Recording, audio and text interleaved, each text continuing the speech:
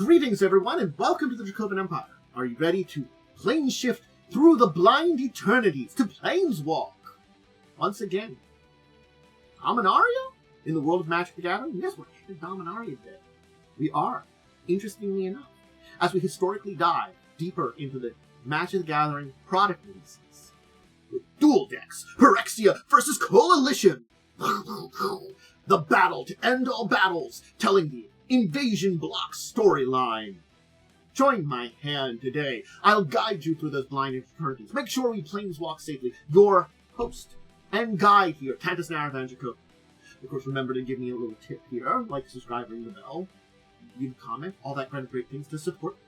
As we plane shift through the blind eternities to where we need to go, Dominaria once more. Well, sort of. We have arrived, though, where we're going to be talking about Duel Deck Phyrexia Vs The Coalition. Ba-ba-bow! This was the 5th of the Duel Deck Series, 5th set of it. We've had 4 up till now. It was released on March 19th, 2010, with an MSRP of $19.99. It was 2 pre-constructed theme decks, one around the forces of Phyrexia, the other the combined forces of the Coalition, flavoring these two against each other. Its symbol was an overlapping Phyrexian Yawgmoth symbol with the Coalition's flag. It was designed by Chris Miller as the head, developed also by him. Also Mike Tuian, Matt Back also worked together on it. Those 3 were the designers and developers. Yes, it is technically multiversal. It is mostly Dominaria, but also has some stuff from Phyrexia. It was 120 cards because it was 2 60-card theme decks. It says Duel Decks E as expansion. And it wasn't the last of the Duel Deck series, so we will see more in the future. So here is our product here, the box. And it contained, of course, its 2 holographic cards, a how to play information, some tokens, all those kind of things that you would expect, some boxes. And we should talk about those cards. Now you can see what this product looks like. We should talk about, of course, Urza's Range and Phyrexian Negator. Alternate art, holographic foil treatments. Now this art was used again for some of these reprints, but these were the first time we had these alternate arts of these 2 cards. We also had 4 other cards with alternate art. Armadillo Cloak, Phyrexian Processor, Voltaic Key, and Yavimay Elder. Again, these versions of the art would be used again in some places for some of these cards, but these were the first times these versions of the art were used. The 3 tokens that were in here was a minion token that was connected with the Phyrexian Processor, an XX minion, a 1/1 Sapperling for Rith the Awakener of its Charm, and a 1/1 Artifact Insect Hornet token with flying, produced by Hornet Cannon. Now, storyline, it's the Invasion Block, mostly. It was really meant to be around that, and it's not just the Invasion Block. Now, this is the Invasion novel, but it would be Invasion, Plane Chase, and Apocalypse, the 3 from that block, the Invasion Block. But it also does deal with some things with going on before then, because Urza and Yawgmoth had been preparing millennia ahead of time, so there's some stuff in, like, Urza's saga and other stuff. It's basically everything that's the culmination of this block led up to. And the actual reason behind releasing it during this time period is we knew that the Phyrexian Invasion of Mirrodin and the Scars of Mirrodin block was coming up. Remember, Eyes of Eldrazi is coming out next after this. And after that, the next main storyline set we already know is going to be the Invasion. So it's anticipation of Return of the Phyrexians. We have this Invasion, Plane Shift, and Apocalypse set of story. Oh, so this is an important card to talk about here. Phyrexian Negator was on the reserve list. Now this is an interesting thing because things that are on the banned and reserve list aren't printed by Magic. Now, technically speaking, effectively, they don't do the bans at all. But they used the fact this was a premium card as a loophole, effectively. It was on the reserve list. Because it was permitted to be printed in premium foils. That's why they were able to put it in. They basically did alter the policy after that for future reprints. But it is a strange thing that a reserve list card is part of this product. Interestingly enough. The Phyrexia Negator is interesting. Not particularly valuable. At least this one version of it is. Let's talk about cards that were in various sets. We'll start with the 5 rares that were in the Phyrexia Negator. These, of course, were Phyrexia Negator, the holographic foil, which, if dealt damage, you sacrifice this many permanents. This was a sacrificial. Living Death, of course, would get your creatures back, kind of switching with everything. Phyrexian Arena, allowing you to draw cards for loss of life. Phyrexian Colossus, that doesn't untap. These things that will take the key to untap it and gain life. And it was a pretty big, mean creature. And of course, the Processor, which created minion tokens.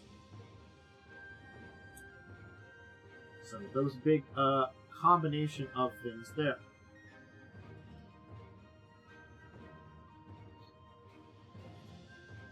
Is this not there going to set what was? I found a misprint in my information that I can talk about, and don't have it here. I love finding this in the middle of what you're doing. Anyway, Phyrexian Plague Lord isn't on here, but it is a rare from the set, which is you sacrifice it to give something -4/-4, sacrifice creature, get target creature -1/-1. It's part of some various sacrificial decks. It's a very easy way of doing things with things like Brave Pact. I use it with that very much so.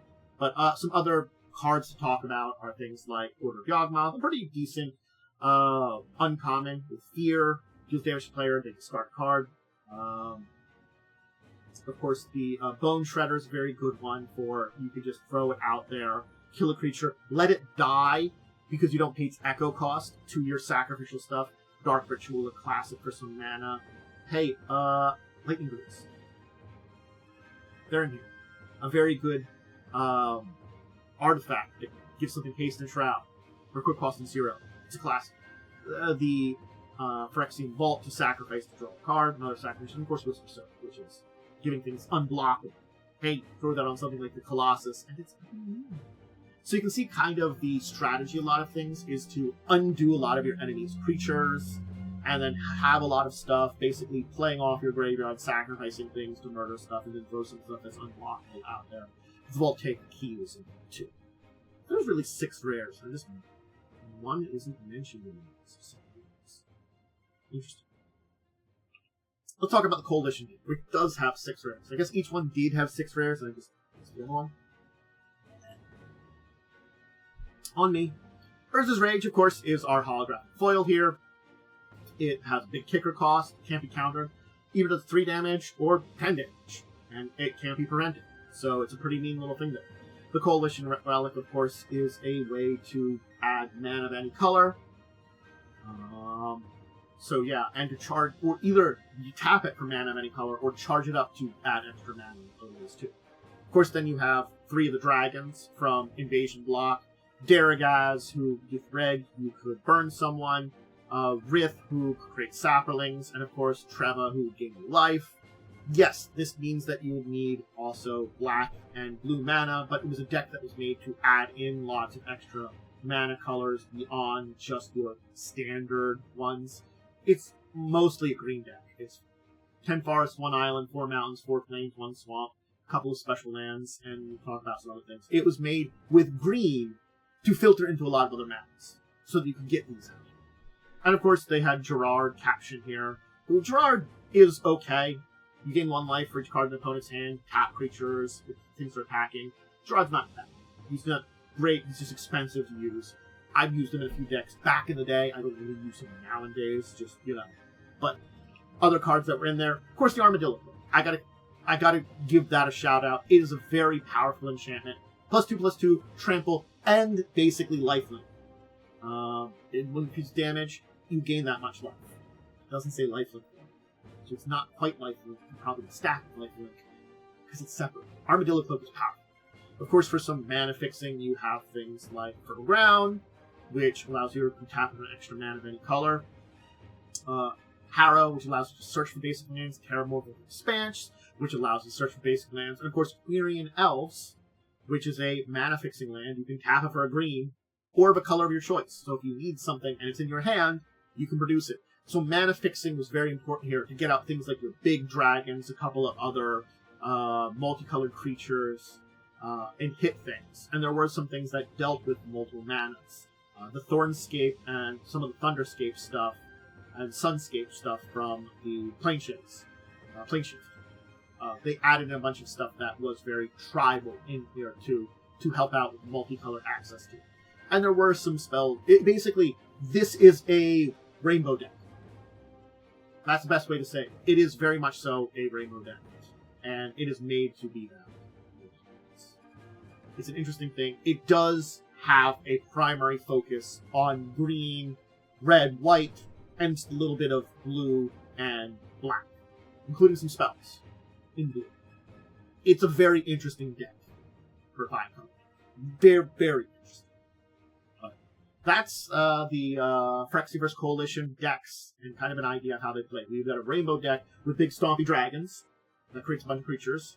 Might create some saplings or counters or stuff like that. Then you have the Phyrexian deck, which is meant to murder a lot of stuff and just, allow its big hitters to then swing in unguarded, hit things. It's a very attack death deck. So they do, in ways, complement each other. I don't think they're necessarily both badly made. I don't think... This was a duel deck that was back in my early days of getting into Magic that I did purchase myself. I was on vacation, not the same vacation, but a similar vacation to the one that I went on to start Pokemon Go. Interestingly, going down to Maryland. And I got this from the Walmart down there. I played a bunch of this using the two decks with people during that time period, tested out. They work pretty well against each other.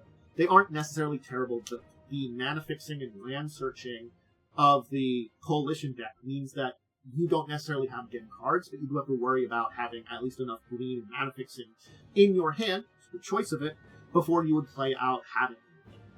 The Phyrexian deck, it's made to be maybe a little faster, get some damage in there, sacrifice some of its own health, things like that, target big creatures to get rid of them. There's a lot of strategies to it. Eventually killing all your creatures and then using something like Living Death. Maybe killing them all and not killing your opponent's creatures. There's a lot of, strategies in the ways you play both these decks, and that they're interestingly enough. I think they are a interesting addition to the Duel Deck series. I don't think either of them are particularly super powerful. I think they are fine decks, kind of looking at them and remembering how they play. They certainly are decks that need a lot of work. I ended up using the combination of both those decks to form a deck I still have today. I've added a lot of cards to it. I don't know if there's many cards from the original, but basically I took the green and red from the Coalition, black from the Phyrexian deck, and put the deck out of that. And I started a deck from that kind of combination that was swinging in a little bit of rainbow for a couple other things. I haven't seen what that deck has in it nowadays, but yeah, it's based off these two combined. So, interesting enough. A little bit of stories of myself there in the history of my history with this product. I hope you did enjoy learning about this today. We'll leave that there. Phyrexian Coalition Duel Decks. It's one I definitely have a connection with and would shout out. It was interesting enough and kind of fun to play with, even if it wasn't super complex or crazy. I think the Duel Deck series was a very interesting one, and I think it added a lot to giving some story and essence to a lot of these kind of directions. I think they were good. Anyway, if you want to check out more of my stuff, if you do, you can always check me out online. My schedule is, of course, up on my Discord, my Twitter/X, my Blue Sky, and over on my YouTube. This tells you when I'm either going to be live on Twitch, and the Twitch schedule is a little open-ended just because of life stuff. But generally speaking, I give a general time I start on that one. The YouTube schedule is a lot more exact and also tells you that when I'm going to upload anything. So if you can't catch me live, just want to catch me up on YouTube, want to see what's coming up for the week. Also, what uploads are coming and when they're uploading, that'll be YouTube. If things switch around, they switch around. I try to upload things as quickly as possible. Do remember to check me out on social media. I give basically updates on my schedule, some information, chatting, cat pics, that kind of thing. But I have very cute kids. And that's everything. I can never remember what all I have to shout out at the end of these videos. I'm just so bad at it. Every time, you know, I've done like a billion of these, and I still, every time, never do it right. So anyway, thank you, everyone who joined me today. I hope you're enjoying this. This is a fun series to return to. I did it a lot of years ago. I kind of stopped for a while, and my new format of doing things, as I've been doing it for the last year or so, I need to return to these videos pretty easy. And I'm really happy that I'm doing this. I hope you enjoyed. I hope you join me for more in the future. And until the next time, we'll talk about duel decks. Still some more of them. More Magic Gathering history. It is going to be Rising Trust. Or more stuff related to the tabletop world. I hope you join me for that. And I bid you all a deep and farewell.